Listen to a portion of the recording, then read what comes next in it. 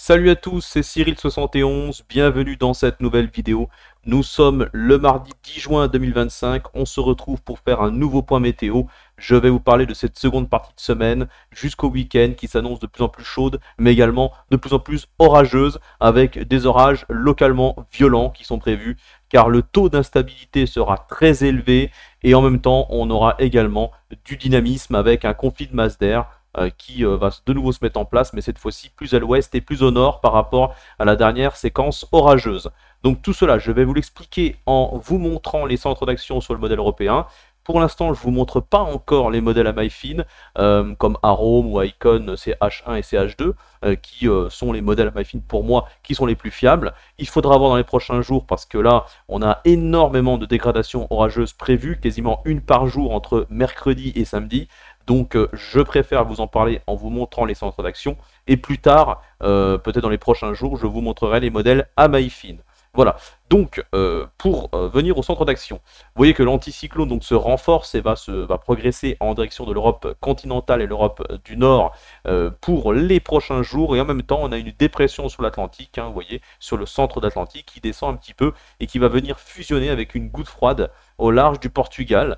Tout cela va influencer surtout donc les régions de l'ouest et du nord, qui seront les régions les plus proches de ce système, alors que les régions de l'est seront plus influencées, en tout cas temporairement, par l'anticyclone qui se renforce bien en direction des hautes latitudes, vous voyez ici.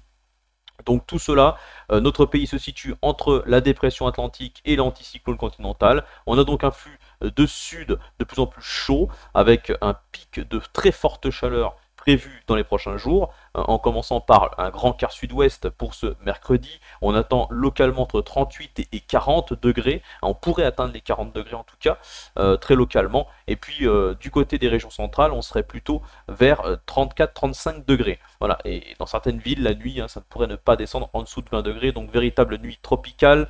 Il va faire lourd, hein, puisqu'on aura un taux d'humidité également qui sera important pour ces régions de l'ouest.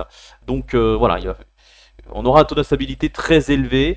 Tout cela va donc engendrer très rapidement des dégradations orageuses, en commençant par ce mercredi soir entre la Nouvelle-Aquitaine et Poitou-Charentes en particulier. C'est sur ces régions-là qu'on attend les orages les plus forts, voire même peut-être localement violents, mais je parle surtout d'orages forts pour ce mercredi soir, avec un risque de très fortes rafales de vent, surtout l'aspect venteux qu'il va falloir surveiller, puisque le dynamisme ici en flux de sud sera bien présent. On voit bien la goutte froide qui arrive par le golfe de Gascogne, qui se confrontera à l'air très chaud à l'intérieur des terres.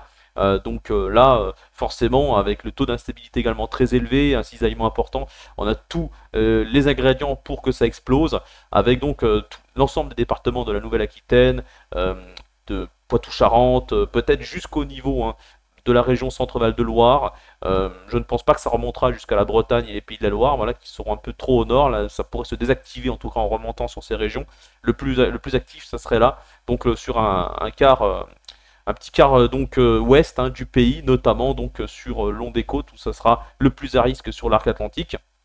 Et puis peut-être à la limite du Limousin, je ne sais pas trop. C'est un peu compliqué là si ça ira jusqu'à l'ouest éventuellement de la région Limousin, mais d'après moi, ça sera surtout donc le long des côtes et peut-être à l'intérieur des terres, donc des régions que je viens de vous citer. Ailleurs, ça sera chaud et sec.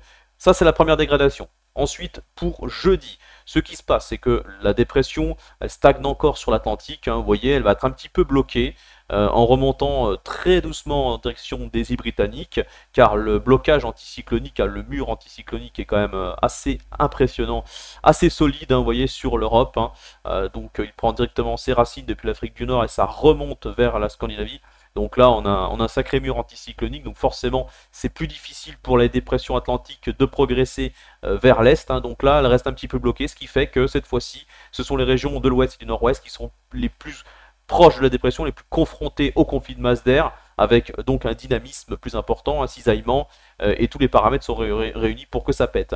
Alors oui, le taux de KEP et de MUKEP sera très important sur une grande partie du pays, mais ça sera un peu plus sec en allant vers les régions de l'Est, donc forcément les orages seront moins organisés, mais tout de même, on pourrait avoir par rapport à cette instabilité, des développements entre le nord du Massif central, partie de la région centre, notamment le Loiret, le Cher, le Loiret, une partie de la Bourgogne, la Nièvre et Lyon, et peut-être en remontant vers les Ardennes pour ce jeudi soir. Et puis on a une deuxième zone à surveiller pour ce jeudi, c'est du côté de la Normandie où ça va commencer également à devenir très orageux, avec des orages localement forts à violents qui pourraient se développer à partir de ce jeudi soir. Mais sur ces régions-là, c'est surtout pour vendredi, puisque la dépression continue de progresser vers les îles britanniques, et donc les régions du nord-ouest seront les plus proches de celle-ci, ce qui veut dire que là, le cisaillement, le dynamisme va devenir beaucoup plus important pour ces régions-là, tout en sachant que le taux d'instabilité sera toujours très élevé, avec encore de très fortes chaleurs à l'avant, voilà, puis de l'air plus frais qui arrive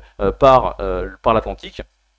Donc là, ce qui va se passer pour ce vendredi soir, il faudra surveiller un risque d'orage violent, un risque de système convectif, avec un risque de MCS, voilà, donc un système convectif de méso-échelle qui pourrait se mettre en place, un front orageux très puissant, très venteux, accompagné donc également d'un risque de tornade.